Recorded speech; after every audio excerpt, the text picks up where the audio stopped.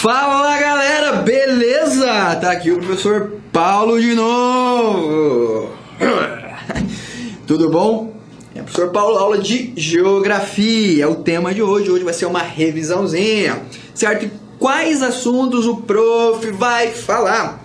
Vamos falar de Geografia Humana, né? Serão alguns assuntos, eu vou dar algumas dicas, algumas deixas, né? Será uma revisão bem rápida de vários assuntos. Não vamos abordar nada longamente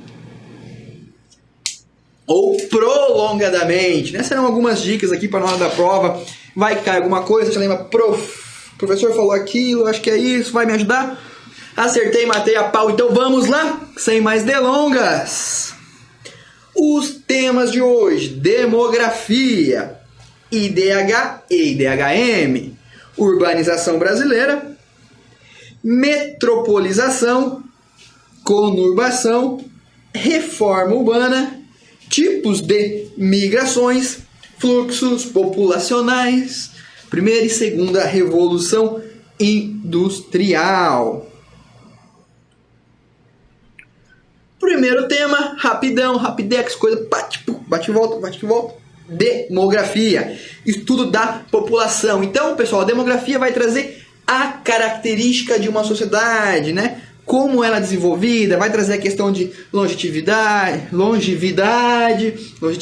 é cartografia, né? Longevidade, educação, o número de mulheres no país, o número de homens no país, quanto de criança tem no país, quanto de jovem, quantas de pessoas mais velhas tem no país, né? Pirâmide, lembre-se da pirâmide, né? Que mostra quantas crianças, quantos adultos, quantos idosos. Ali a gente pode analisar e ver se o país tende a ter uma maior população de jovens, uma maior população de velhos, futuramente pode faltar até mão de obra, né? Em resumo, análise de dados populacionais, imigração, né? Como a população vem, da onde vem, né? Ela imigra para um lugar ou vai embora também. Mortalidade, taxa de mortalidade, que é taxa de mortalidade infantil, né? Número de nascimentos que morrem no país. Expectativa de vida, quanto uma população pode viver, né? Quantos anos em média essa população vive. Japão aí é a maior expectativa de vida, próximo aos 83 anos. Crescimento demográfico, né? Quanto cresce uma população ou deixa de crescer. E distribuição da população, aonde está o maior número de população numa cidade, ou num país, ou num estado. Qual região é mais deserta? Por que uma região tem mais população e outra tem menos? Então, certo, demografia é o estudo que traz as características da minha sociedade ou de uma sociedade, e é através desse estudo que eu consigo analisar e ver como está essa sociedade. Trouxe um exemplo aqui, 2015, população do Brasil, número de mulheres, né? Mulheres e homens. O verdinho aqui é o homem e o amarelinho aqui são as mulheres, né, pessoal? Qual é um outro dado aqui? Por exemplo, na faixa dos 30 anos, quanto temos, né, da população em número de milhões? Ali no 30 anos, ó, de homens. Descendo aqui, vai chegar ali próximo aos 7, 8 milhões, né?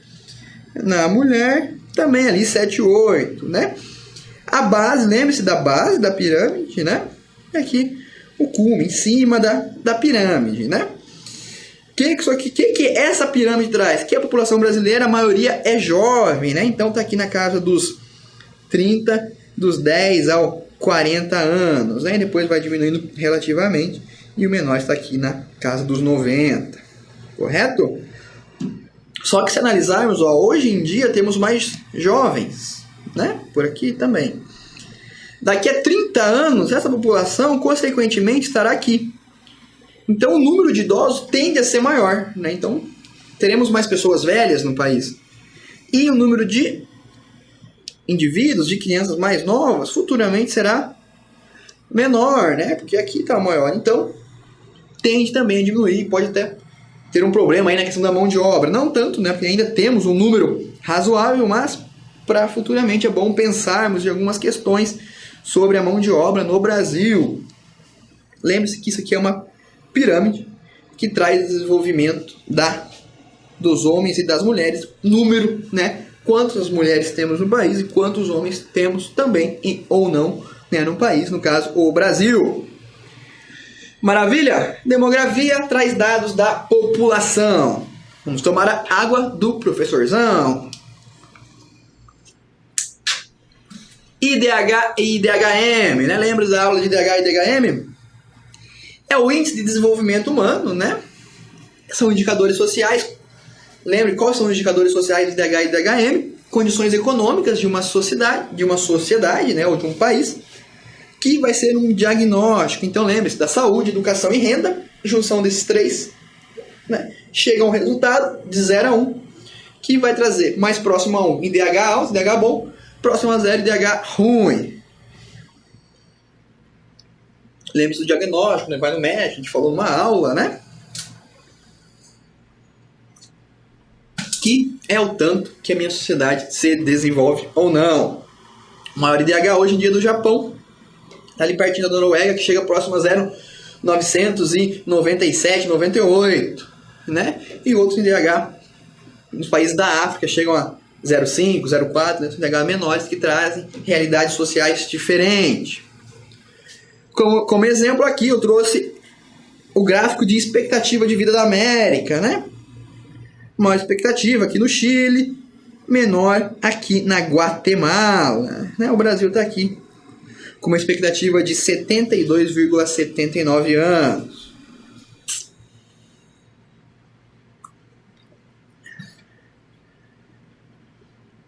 Então, IDH, Índice de Desenvolvimento Humano, vai trazer quando uma sociedade é desenvolvida ou não.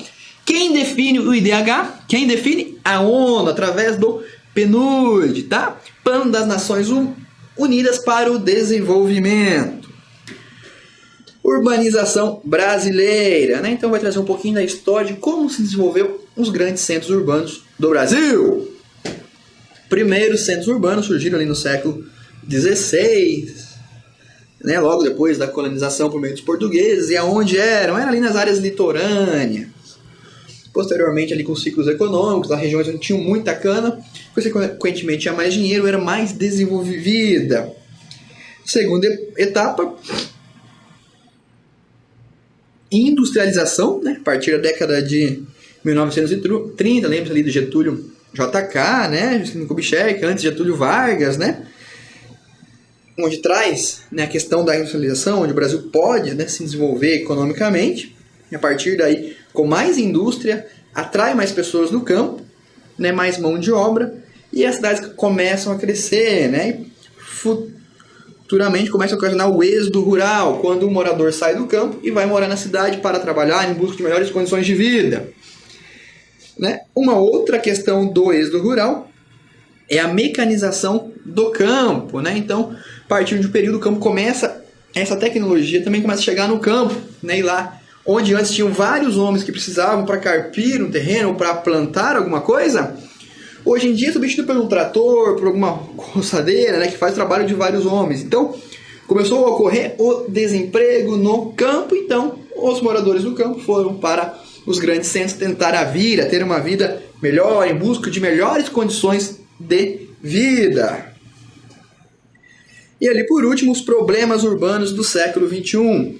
Favelização, lembram que fenômenos da criação de favelas, né, existência ali principalmente, né, ao entorno das grandes cidades, né, nas áreas metropolitanas, né, geralmente, né, o desemprego, né, muita pessoa na cidade, falta de oferta de trabalho, a não qualificação a esse mercado,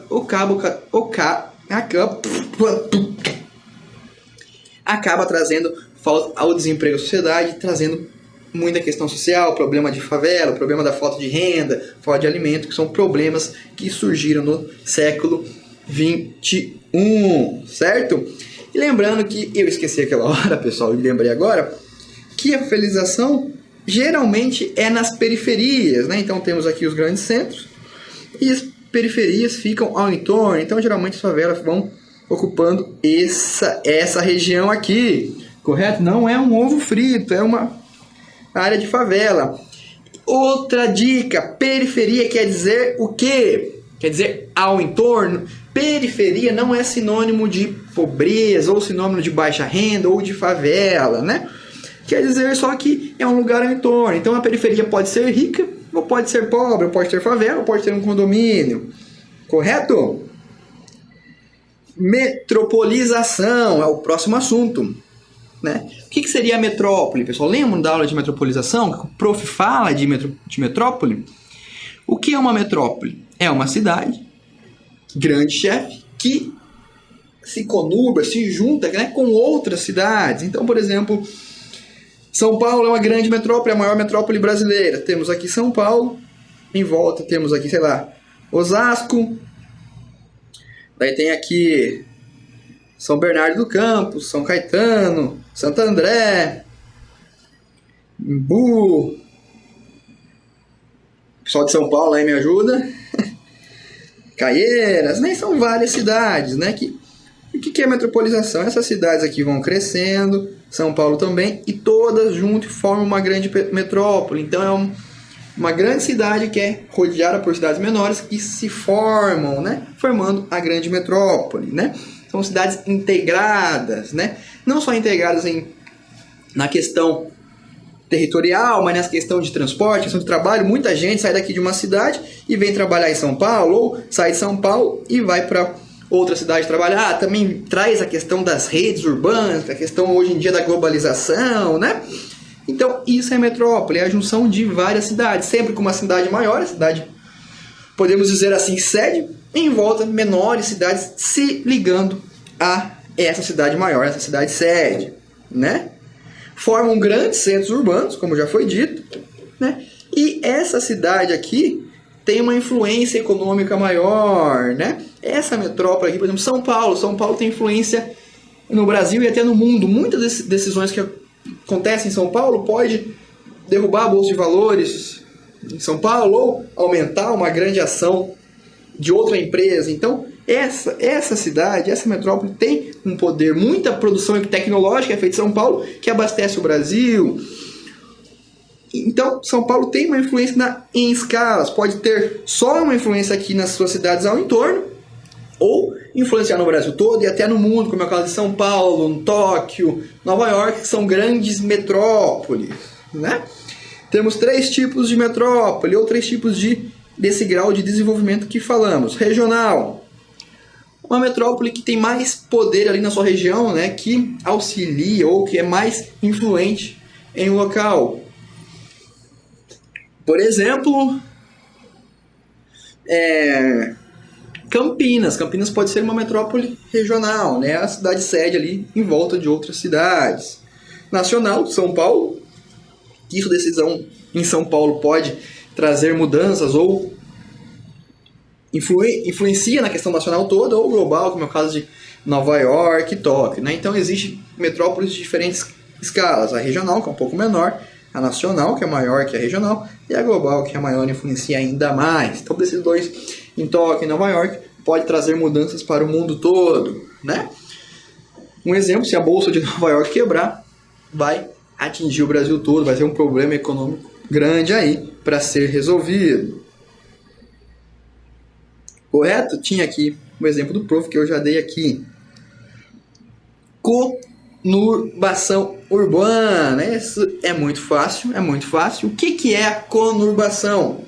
Fenômeno onde 2 ou mais cidades se unem e formam uma única malha urbana. É a questão da formação da metrópole, né?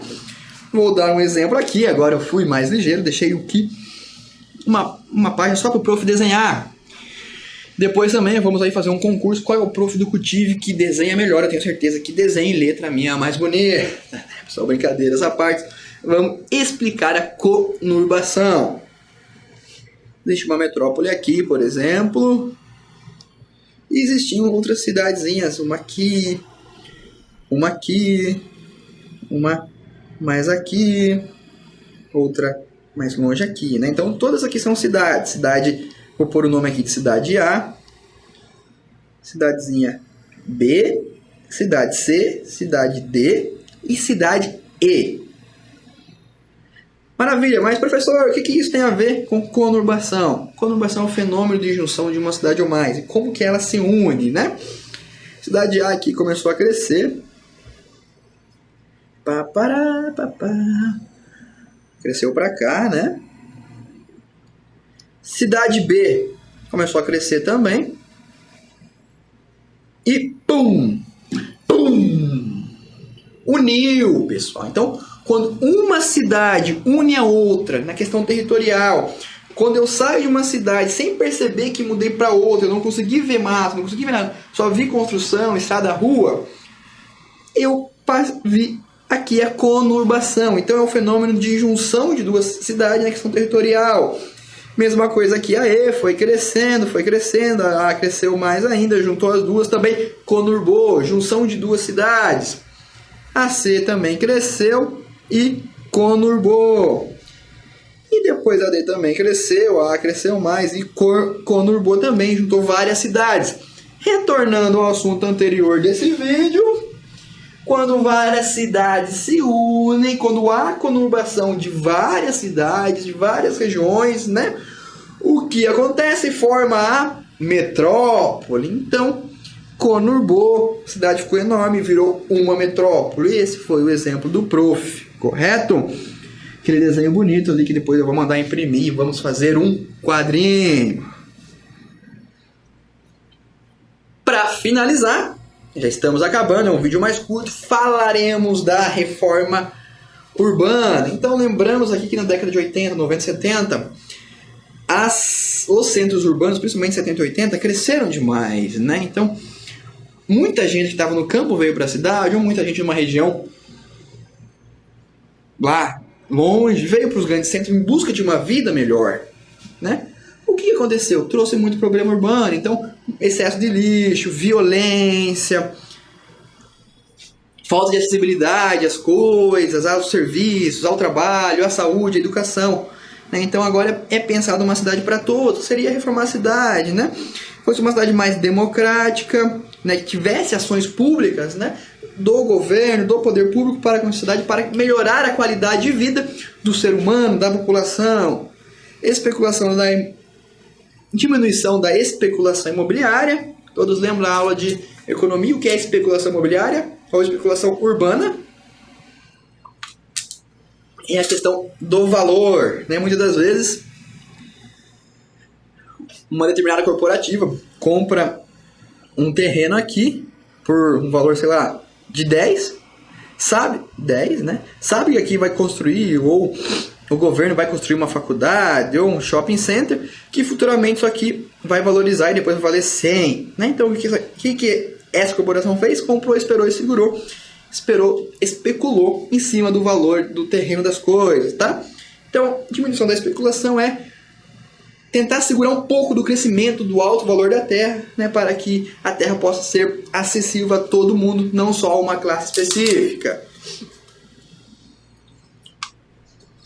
Planejar o crescimento da cidade, né, então é pensar quanto uma cidade vai ou deixa de crescer, né, é estudar métodos, ações que possam minimizar problemas futuros. Então, é planejar uma cidade, é pensar uma cidade mais social, mais pública, mais acessível a todos os moradores, né?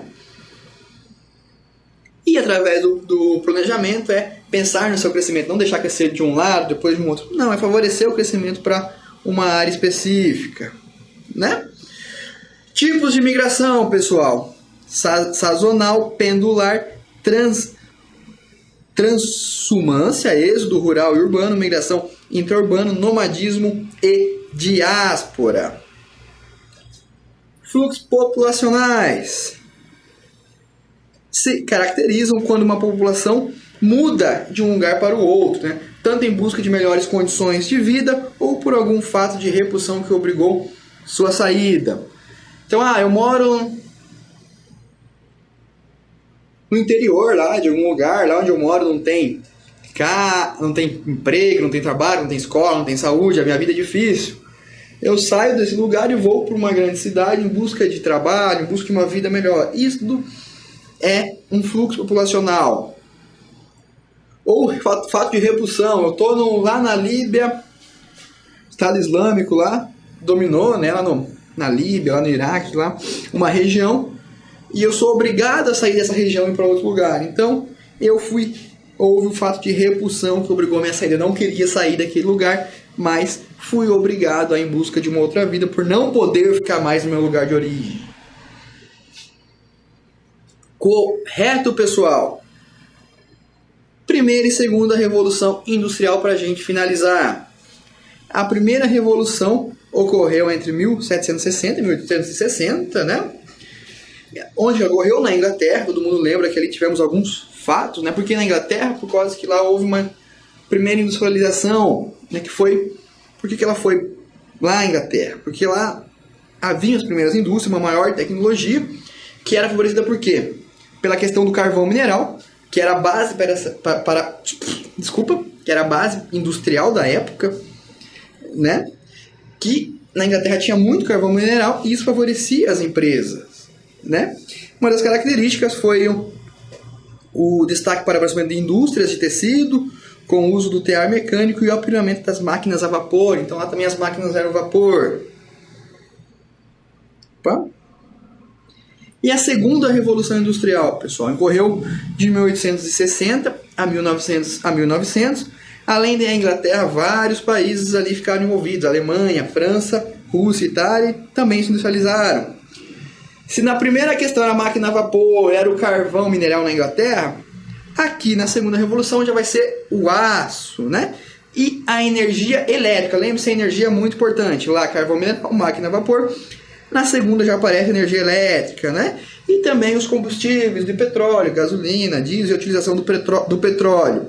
Motor a explosão, né? Criação de alguns veículos, locomotiva a vapor e o desenvolvimento de produtos químicos foram as principais inovações. Correto, meus amigos?